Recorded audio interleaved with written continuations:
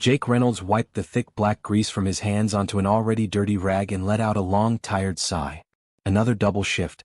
Another day of crawling through narrow maintenance tunnels on the research vessel Horizon Dawn.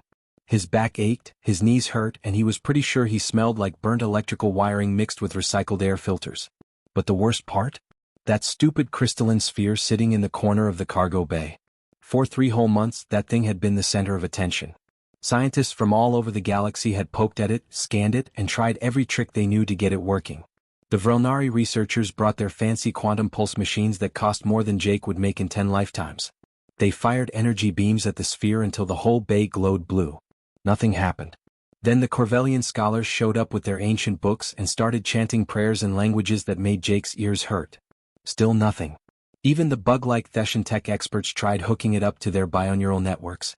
The sphere just sat there, dead as a rock. Eventually everyone gave up. The excited scientists packed their equipment and left. The media crews stopped filming. The sphere became just another weird space rock taking up valuable storage space in Jake's maintenance bay. Command told him to keep it around in case someone wanted to study it again, but Jake knew the truth. They forgot about it. Just like they forgot about the maintenance guys who kept the ship running. Jake grabbed his coffee mug from the workbench and took a long sip of the lukewarm, bitter liquid. It was 3 in the morning, ship time. His shift should have ended 6 hours ago, but the plasma relay on Deck 7 decided to blow out right before he could clock out. 14 hours of work. His arms felt like rubber and his eyes burned from staring at circuit boards all day. He walked over to the sphere mostly because he needed to stretch his legs. The thing was about the size of a beach ball, made of some kind of crystal that seemed to shift colors when you weren't looking directly at it. Pretty, he supposed, in a useless sort of way.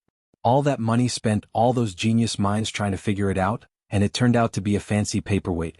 Jake stood there, coffee in hand, staring at his own tired reflection in the crystal surface. He looked terrible. Dark circles under his eyes, hair sticking up in weird directions, grease smudges on his face. This was his life now. Fixing things nobody else wanted to fix, working shifts nobody else wanted to work, babysitting alien artifacts that didn't do anything. "Come on," Jake muttered, reaching out and tapping the sphere with his knuckles. The crystal felt cold and smooth under his fingers. "Wake up already. Make my job easier for once. Give me something interesting to report." He chuckled at his own joke and started to turn away. Then the sphere exploded with light. Jake jerked backward so fast he nearly fell over. His coffee mug slipped from his fingers and shattered on the metal floor, hot liquid splashing everywhere. But he barely noticed because the sphere was doing something impossible. Light was pouring out of it, not like a flashlight or a lamp, but light that seemed alive. Colors swirled inside the crystal. Colors Jake had never seen before, colors that shouldn't exist. They spilled across the cargo bay walls like liquid fire, painting everything in shades of purple-green and blue-orange that hurt his brain to look at. Jake's heart slammed against his ribs. "Oh no. Oh no, no, no. What did I do?" Then the voice came. It filled the entire cargo bay, deep and ancient, but somehow gentle. Like hearing someone speak from the bottom of the ocean. "Acknowledged. Command accepted. I am Sentinel Keeper Threshold. Provide genetic authorization. I have waited 50 million years for one of your bloodline." Jake's legs felt weak. His mouth went dry. 50 million years? Bloodline? This had to be a dream. Maybe he fell asleep in the maintenance tunnel and hit his head. That would explain everything. What did I just do?" Jake stammered, his voice coming out as barely a whisper. The light pulsed like a heartbeat. "You activated me," the voice replied. "You carry the genetic markers of the progenitors. State your name, heir of Earth." Jake's brain was screaming at him to run, but his feet wouldn't move. "Jake. My name's Jake Reynolds. And listen, I think you've got the wrong guy. I'm nobody's heir. I fix toilets and air filters for a living. I barely passed high school biology." "Designation irrelevant," Threshold said, and Jake could swear there was something almost amused in that ancient voice. "Your DNA carries the key. Your occupation, your education, your social status. None of this matters. The bloodline is what matters. We have much to discuss, Jake Reynolds." Before Jake could respond, before he could process what was happening, alarms started blaring throughout the ship. Red emergency lights flashed on. The cargo bay doors hissed open, and Captain Lisa Grant came running in with a full security team. They had their weapons drawn, energy rifles charged and ready. Behind them came Dr. Tom Ashford, the head researcher, along with at least a dozen alien scientists still in their pajamas, all looking panicked and confused. Captain Grant's eyes went wide when she saw the glowing sphere. "Reynolds, what did you do?" Jake raised his hands slowly, very aware of all those weapons pointed in his general direction. His voice came out higher than he intended. "I told it to wake up. As a joke. I swear, Captain, it was just a joke." The sphere's light pulsed again, brighter this time, and Threshold's voice filled the bay with undeniable authority. "No joke. The inheritance protocol has begun." The quarantine lasted 3 very long days. 3 days of sitting in a sealed medical lab with nothing but white walls and the constant hum of air filters. Jake hadn't seen the sun, well, artificial ship lighting, in 72 hours. They kept him isolated like he had some kind of deadly disease, which he supposed made sense. He'd activated an ancient alien artifact that nobody understood. For all they knew, he might explode at any moment. Scientists came and went in shifts. They poked him with instruments, scanned him with machines that beeped and whirred, and asked him the same questions over and over again. Did he feel different? Could he hear voices? Did anything hurt? Jake's answers were always the same. No, and only his patience. Dr. Emily Carter seemed to be in charge of the medical side of things. She was a xenobiologist, which meant she studied alien life and how it interacted with human biology. Jake had met her a few times before all this craziness started. She seemed nice enough, though right now she looked like she hadn't slept in about a week. Her hair was pulled back in a messy ponytail, and she had dark circles under her eyes that probably matched his own. "Okay, Jake," she said, walking into the lab with another needle. "I need one more blood sample." Jake groaned and rolled up his sleeve. "That's what you said 3 hours ago. And 6 hours before that. I'm starting to feel like a juice box." I know, Emily said, but she didn't sound apologetic. She sounded excited, which was somehow worse. "But your DNA is doing things I've never seen before. Every time we analyze it, we find something new." She stuck the needle in his arm. Jake had stopped flinching after the 5th time, and drew another vial of dark red blood.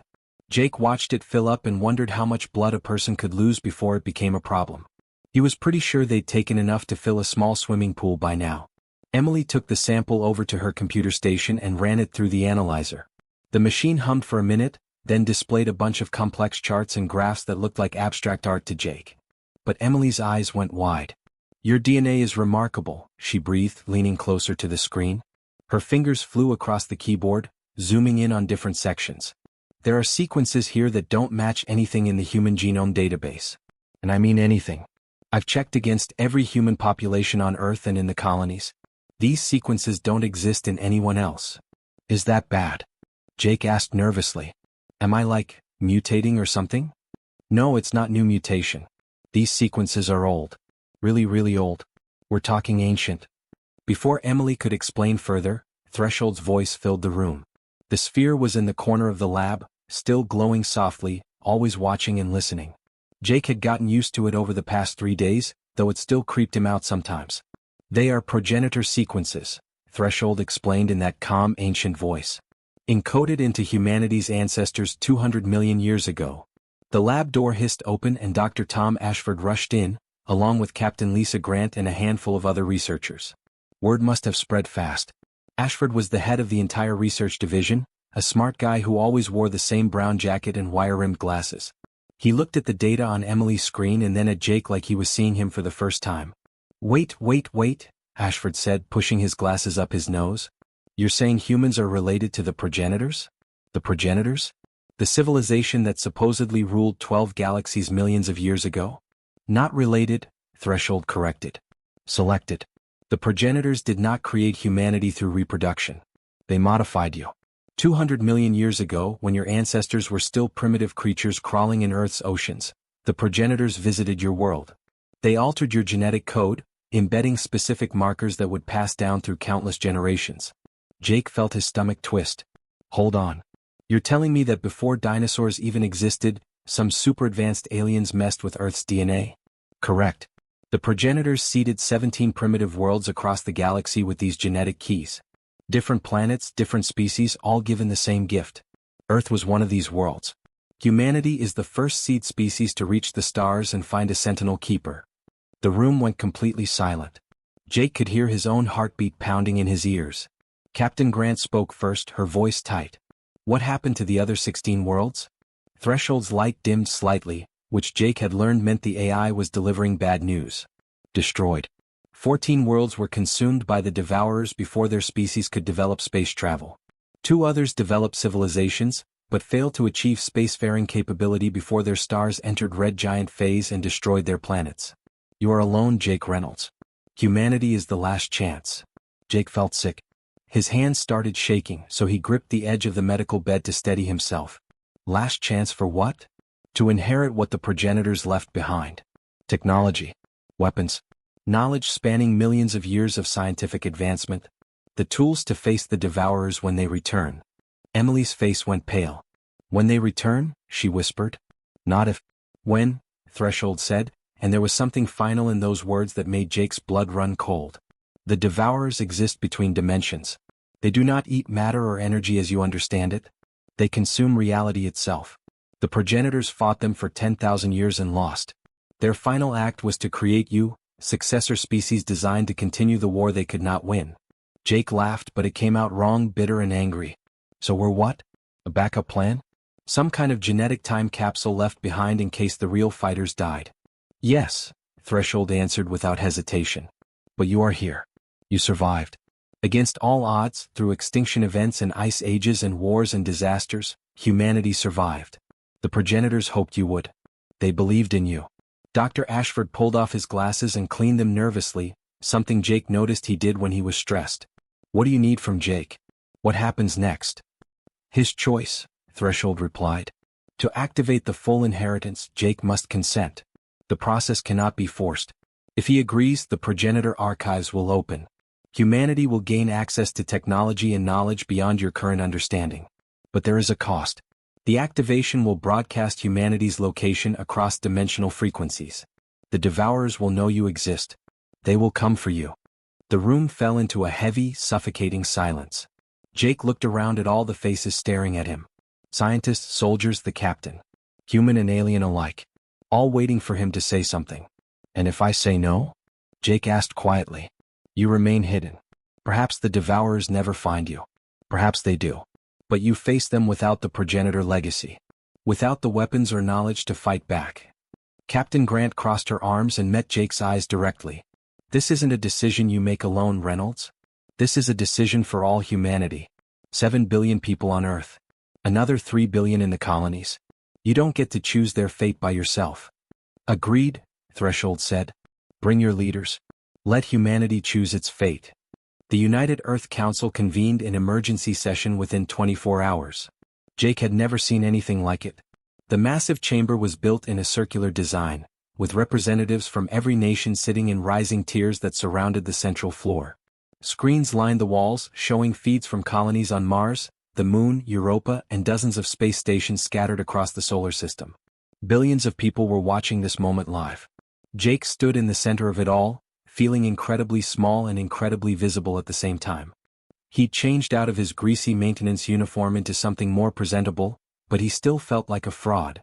He was a guy who fixed broken pipes and electrical panels. Now he was standing in front of the most powerful people in human civilization, about to talk about the fate of the entire species. Behind him, Threshold hovered silently.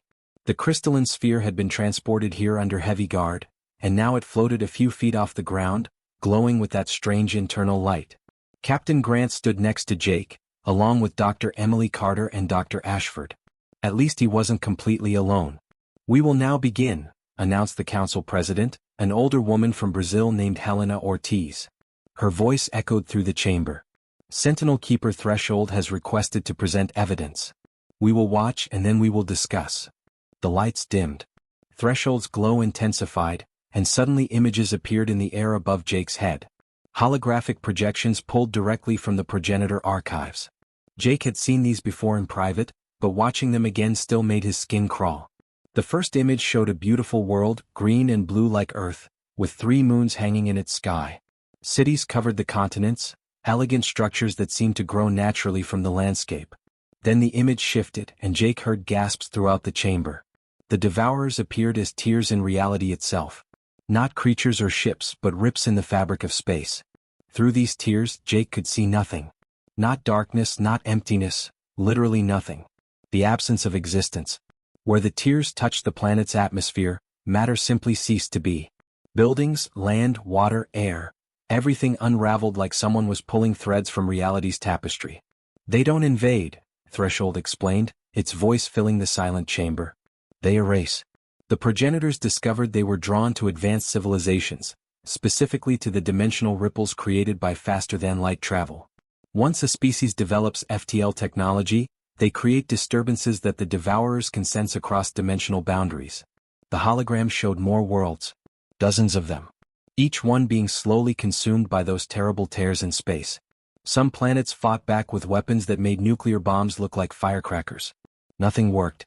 The devourers couldn't be hurt by conventional means because they weren't really in this dimension. By the time the progenitors found you, Threshold continued, you had already attracted attention. Humanity has been using FTL drives for 30 years. The devourers know something is here. They are coming. Director Rachel Hayes of Earth's Defense Coalition stood up. She was a military woman, tall and stern, with gray hair cut short. How long do we have? Unknown, Threshold admitted. The devourers exist outside linear time as you understand it. They may arrive tomorrow or in 1,000 years. But they are coming. This is not a possibility. It is a certainty. Senator Mike Torres from the American Union jumped to his feet and slammed his fist on the desk in front of him. Then we need the inheritance. We need every weapon, every piece of technology the progenitors left behind. We activate it now today and we prepare for war. Wait, just wait a minute, Dr. Carter interrupted, standing up from her seat near Jake. If we activate the inheritance, we guarantee they'll find us. The signal will be like lighting a beacon in the dark.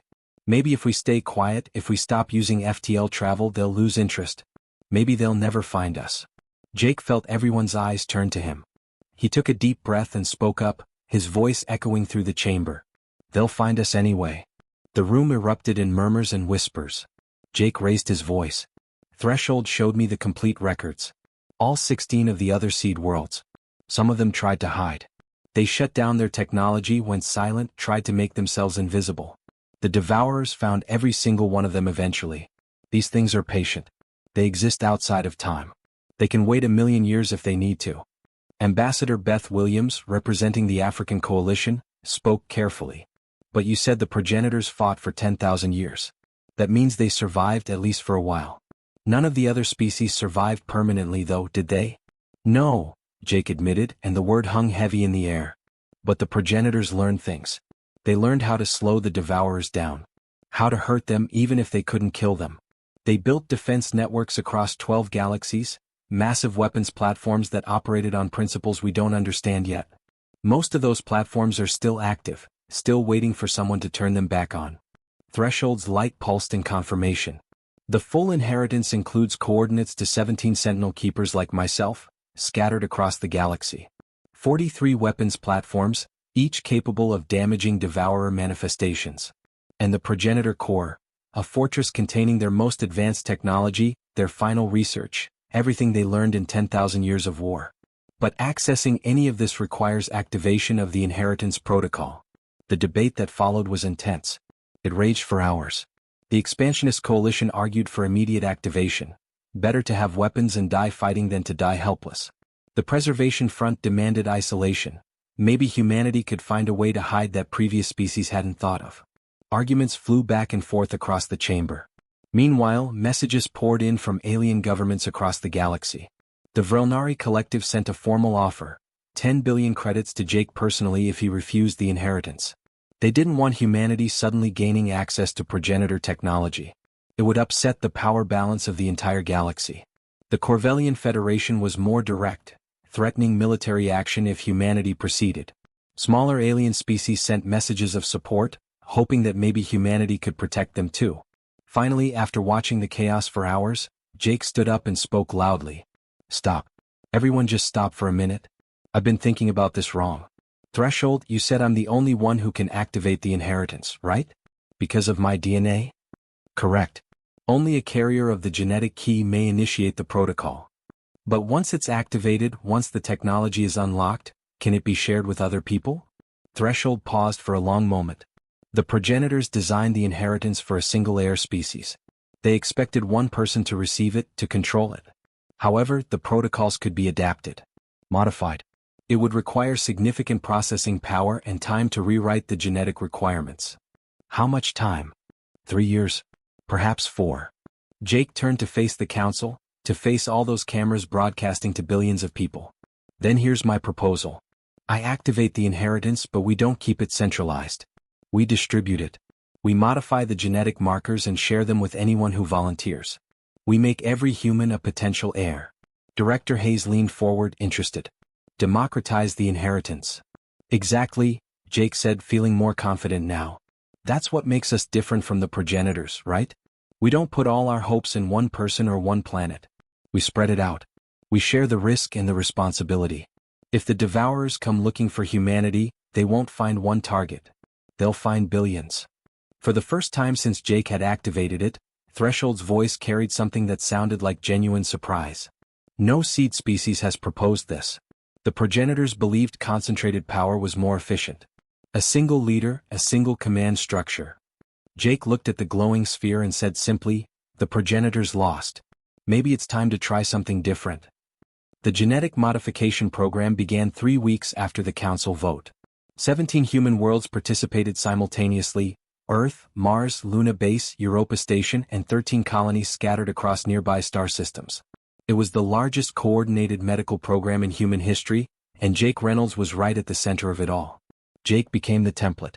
Scientists took samples of his blood, his tissue, even his bone marrow. They mapped every strand of his DNA with precision that would have been impossible just a decade earlier. Dr. Emily Carter led the medical teams, working around the clock to understand exactly what made Jake's genetic code special. Threshold guided the entire process, patient and careful, making sure they got every detail right. The procedure itself wasn't easy. Volunteers lined up by the thousands at medical centers across human space. Everyone wanted to be part of this, to carry the genetic key. But Threshold had warned them from the beginning, not everyone's body could accept the modification. The human genome was complex, and adding progenitor sequences was like trying to install ancient software on modern computers. Sometimes it worked perfectly. Sometimes it didn't work at all. The success rate hovered around 30%. For every 10 people who volunteered, only 3 could successfully carry the genetic key. The rest experienced rejection. Their bodies fought against the foreign DNA sequences. Nobody died, thank God, but many people spent weeks recovering from failed procedures. It was disappointing for them, but they understood. This wasn't something that could be forced. But for those who accepted the modification successfully, everything changed. The moment their genetic code matched the progenitor patterns, they gained access to fragments of the archives. Knowledge flowed into humanity like water pouring into a desert after years of drought. It wasn't instant. The information came gradually, like memories surfacing from a deep sleep. But it came, and it was incredible. Ryan Brooks, an engineer who'd been designing shuttle engines at the Mars colony, suddenly found himself understanding propulsion systems that bent the rules of physics. He sat down at his workstation one morning and started drawing schematics for engines based on progenitor technology. His supervisors thought he'd gone crazy until they actually built one of his designs. The prototype engine generated 3 times more thrust while using half the fuel. Within months, every human ship was being retrofitted. Dr. Amy Liu, a physicist working at Luna Research Station, unlocked something even more remarkable.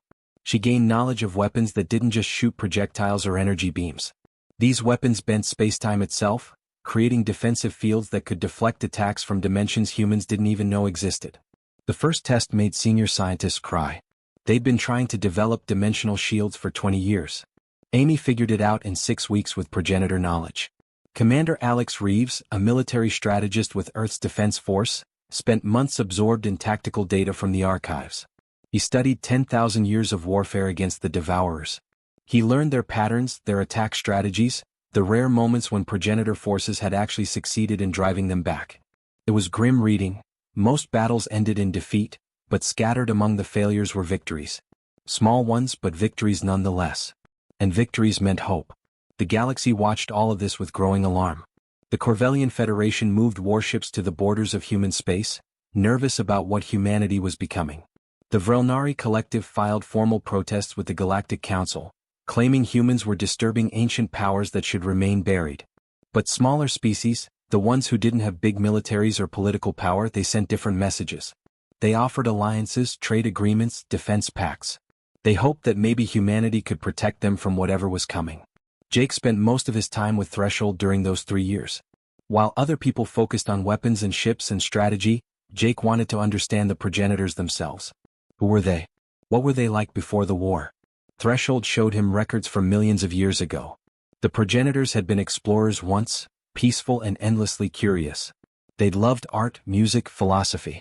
They'd traveled the galaxies not to conquer, but to learn. They'd discovered the Devourers by accident, stumbling into a dimensional rift during a routine survey mission. The war changed them. Year by year, century by century, they became harder, colder. They sacrificed their compassion because compassion made them hesitate. They abandoned their art because art was a distraction. They stopped feeling joy because joy made loss hurt too much. By the end, they weren't explorers anymore. They were just weapons wearing flesh. They won every battle, Threshold said one night, its voice quiet in the darkness of Jake's quarters. But they lost themselves. When the final progenitor died, she asked me to ensure the seed species didn't make the same mistake. Jake looked up from his data pad. What was her name? Designation, Keeper of the Final Light. She was the last of her kind. She encoded a message into my core before she died. Would you like to hear it? Jake's throat tightened. Please. Threshold's voice changed, taking on a softer, more gentle tone. It almost sounded female. If you are listening to this, you survived. You reached the stars. You found my sentinel. I am proud of you, inheritor, whoever you are. But I beg you, please do not become what we became.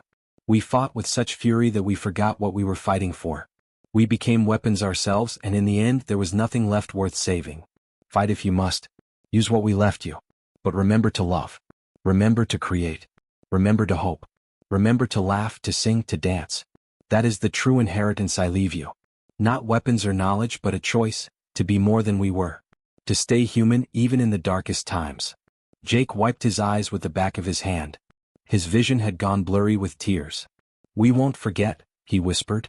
I promise. 3 years later, on the exact anniversary of Threshold's activation, the transformation was complete. 2 million humans now carried the genetic key. The progenitor defense network came online across 50 star systems, ancient weapons platforms waking after millions of years of sleep. Humanity's fleets integrated new weapons, new shields, new engines. They were as ready as they'd ever be. Jake stood on the bridge of the Horizon Dawn, Captain Grant beside him, as Threshold prepared to send the final activation signal. This is it, Grant said quietly. No going back after this. No, Jake agreed. No going back. The signal went out. A pulse of energy that rippled across dimensional boundaries, announcing to the universe that the progenitor heirs had arrived. Across dimensional boundaries, in spaces between realities where physics didn't work and time didn't flow, something ancient stirred. The Devourers sensed new prey. They began to move toward the signal, slow but inevitable, like sharks drawn to blood and water. The war was about to begin. The first attack came without any warning at all. One moment, the Tau Ceti colony was going about its normal day, people working, kids going to school, ships coming and going from the orbital docks. The next moment, reality itself started tearing apart. A devourer manifested right in the middle of the shipping lanes. It appeared as a rip in space, like someone had taken a knife to the fabric of the universe and just cut it open. Through that tear, observers saw nothing. Not darkness. Not empty space. Just absolute nothing, the complete absence of everything. Ships that got too close simply unraveled, coming apart thread by thread until they ceased to exist. But humanity was ready this time. Commander Alex Reeves was stationed at the nearest defense platform, one of the ancient progenitor weapons that had been sleeping for millions of years. The moment sensors detected the dimensional breach, he activated the system. Energy weapons that operated on principles humanity was still trying to understand came online. They fired into the tear, shooting beams of something that wasn't quite light and wasn't quite matter into that void. The Devourer screamed. It wasn't a sound anyone heard with their ears, it was something that existed directly in the mind, a sensation of pure wrongness that made everyone within a light-year radius feel sick. But the important thing was that it retreated. The tear in space closed and the Devourer was gone. First blood to us, Reeves reported back to command, his voice shaking slightly. The target is wounded but not dead. It ran away. That first victory spread through human space like wildfire. They'd hurt one. The Devourers weren't completely invincible after all. But nobody celebrated for long because more attacks followed over the next 6 months. The Devourers were testing humanity's defenses, probing for weak spots like a predator circling prey. Sometimes the attacks came at heavily defended positions, and humanity drove them back with progenitor weapons. Sometimes they manifested at remote colonies with no defenses, and entire settlements were erased before help could arrive. Each loss hurt. Each name added to the casualty list was a reminder of what they were fighting. The war the progenitors had fought for 10,000 years had begun again, and humanity was learning just how brutal it could be. But something was different this time. Something the progenitors had never managed. Jake watched from the bridge of the Horizon Dawn as humanity's fleets fought alongside ships from a dozen different species. The Vrelnari, who'd originally tried to stop humanity from activating the inheritance, had seen the Devourer threat with their own eyes. They joined the defense immediately, bringing their advanced sensor technology. Even the Corvellians, who'd threatened military action, contributed ships and resources once they realized the Devourers didn't care about politics or borders. The galaxy was uniting against a common enemy for the first time in recorded history. "We're not fighting alone," Jake said quietly to Threshold, who remained on the bridge as always. "That's something the progenitors never had, isn't it?" "Indeed," Threshold replied, its light pulsing thoughtfully. The progenitors faced the Devourers in isolation. They believed they were the only species capable of victory, the only ones strong enough or smart enough to matter. "Your approach is different. You have proven that collaboration can be as powerful as any weapon." Dr. Emily Carter rushed onto the bridge carrying a data pad, her eyes bright with excitement despite the exhaustion written across her face. "We've analyzed the Devourers' attack patterns over the past 6 months. They're learning our defenses, yes, but we're learning about them too. Threshold helped us develop a new defensive algorithm based on information from the archives. We think we can actually predict where they'll manifest next." Captain Lisa Grant didn't hesitate. "Share that data with all allied fleets immediately. Every species fighting these things needs this information. If we've learned anything from the progenitors, it's that keeping secrets and hoarding knowledge gets people killed." Over the next year, humanity and its allies pushed back hard. The Devourers were powerful and terrifying, but they weren't invincible. Coordinated strikes using progenitor weapons actually damaged them, forcing them to retreat more often. Evacuation protocols saved billions of lives when attacks couldn't be stopped. And slowly, painfully, humanity began learning how to seal the dimensional tears the Devourers used to enter normal space. They couldn't close all of them, but even closing some was progress. Through all of this, Jake quietly returned to his old job. He went back to being a maintenance technician on the Horizon Dawn, crawling through conduits and fixing broken systems. He consulted with the Progenitor Research Division when they needed his genetic key for something, but mostly he just fixed things and kept the ship running. It felt right somehow, staying grounded while the entire galaxy changed around him. Heroes flew ships and commanded fleets. Jake just made sure the toilets worked and the air filters stayed clean. One evening, after a particularly long shift, Threshold called him down to the cargo bay where this whole thing had started 4 years ago. "I have monitored your species for 4 years now," the Sentinel said, its voice thoughtful. "I have a question that I cannot answer through data alone." Jake grabbed a toolbox and sat down on a crate, wiping grease from his hands. "Shoot." The progenitors sacrificed everything for victory. They stopped creating art, stopped falling in love, stopped celebrating anything. They believed maximum efficiency was the only path to survival. But humans continue to paint pictures and write music. You still fall in love and get married. You celebrate birthdays and holidays even as the Devourers attack your worlds. What? Does this not compromise your combat efficiency? Jake laughed, a real genuine laugh. "That's exactly why we do it, Threshold. Don't you see? If we stop being human just to survive, then what's the point of surviving? We'd just be empty shells going through the motions. We'd be like the Devourers, existing without actually living." Threshold's light pulsed slowly, processing this. "This philosophy may be why you will succeed where the progenitors failed." "Maybe," Jake said. "Or maybe we'll lose just like they did. But at least we'll lose as ourselves." The light pulsed again, and this time it seemed warmer somehow. "Then I am honored to stand with you, Jake Reynolds. Whatever the outcome." Years passed. The war continued, brutal and unforgiving. Humanity lost entire worlds. They won desperate battles. The Devourers adapted to human tactics, and humanity adapted right back. But the young species that had stumbled onto a dead artifact kept fighting and kept laughing and kept loving through it all.